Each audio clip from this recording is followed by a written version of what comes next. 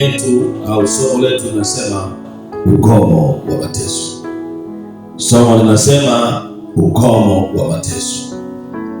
Na shukuru Mungu, ndani ya somo hili tumekuwa tukipita katika maeneo kadha wa kadha ndani ya somo letu kama tulivyoanza, na tumeangalia vipengele kadha wa kadha ambavyo tulikuwa tunatembea navyo, na tumemwona Mungu akijifunua sana ndani ya maisha yetu.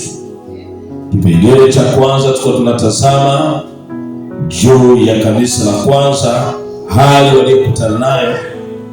Tuliona walikutana na adha kuu. Kisoma Matendo ya Mitume ile sura ya 8 kuanzia mstari wa kwanza hadi wa 5, tunamwona Sauli kama adui wa kanisa anaingia nyumba kwa nyumba akiharibu kanisa la Bwana. Lakini Bwana Mungu ni mwaminifu. Kwenye ile Matendo ya Mitume sura ya 9, Bwana anamtokea Sauli, anamuuliza kwa nini unaniuzi? Lakini Bwana akamwambia, wewe ni chombo kiteule, nenda pale Dameski, utakutana na kuhani Anania, naye atakufanya, ataweka mikono juu yako, na hapo utaanza kuwa mtu mwingine. Sema amen. Lakini sehemu ya pili ya somo letu ambalo tulikuwa tunatazama ilikuwa ni uwe mwaminifu, to be honest.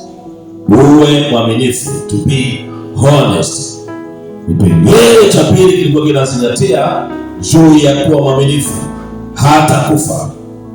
Ukisoma kile kitabu cha Ufunuo wa Yohana sura ya 2 kuanzia ule mstari wa 8 mpaka 11, tunaona miongoni mwa ujumbe za makanisa 7, kanisa la Smirna linapewa ujumbe huu kwamba liwe na uaminifu hata kufa. Sema amen.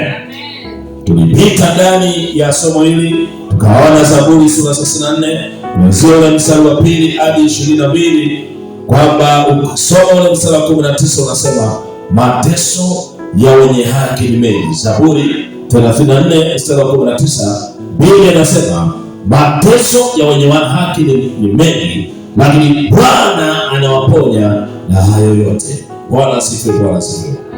Tukaona jinsi ambavyo Yesu alipojifunua kwa mtume Yohana akiwa kwenye kisiwa cha Patmo. Kile kitabu cha Ufunuo wa Yohana sura ya kwanza kuanzia mstari wa 7 hadi 19, tunaona alijifunua kwamba alikuwa amekufa, sasa yuko hai. Na tuko kuadhimisha Pasaka. Pasaka maana yake tunaadhimisha juu ya ufufuko wa Bwana Yesu.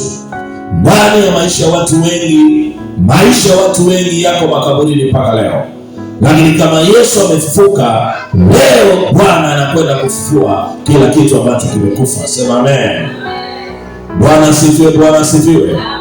Yesu anamwambia Yohana, anasema mimi ni wa kwanza na wa mwisho, nilikuwa nimekufa, sasa niko hai. Na programu hii tunaendelea nayo kuanzia Jumatatu ijayo, siku 7 za kukutana na Bwana Yesu aliyefufuka. Kwa ndani ya maisha yetu tunatamani kabisa tukutane na Bwana Yesu, yeye ambaye alijitambulisha kwa Yohana kwamba alikuwa amekufa, akazikwa, akafufuka. Aliyejitambulisha kwa Paulo kwamba alikuwa amekufa, siku ya 3 akafufuka. Na leo maana yake Yesu anajitambulisha kwa kila mtu tunapoendelea na fundisho hili la ukomo wa mateso.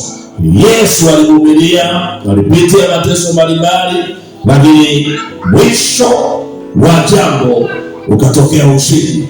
Mwisho wa tukio ukatokea matumaini. Mwisho wa matukio kanisa likazaliwa kwenye ubavu wa Bwana Yesu. Sema amen.